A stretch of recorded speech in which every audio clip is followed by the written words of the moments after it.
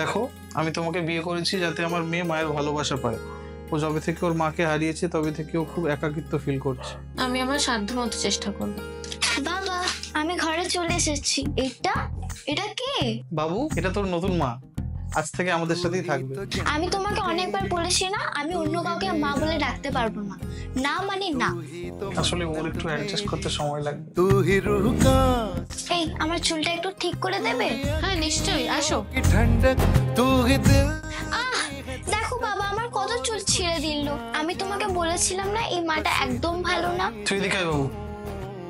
আরে কিন্তু আমি তো আর কোনো কাজ করতে হবে না আমার মেয়ের, আমি এতদিন করতাম, আমি করে নেব। কাজল, ব্যাস হয়ে গেল তো, এবার যাও বাবাকে বলে দাও। আরে আমি বাবাকে বলবো না, কিন্তু তুমি টাকাটা নিয়ে কি করবে? চকলেট খাবো আমি। ঠিক আছে, তাহলে তুমি বাবাকে বলবে না তো? না বলবো না। तुझ में रब दिखता है यार।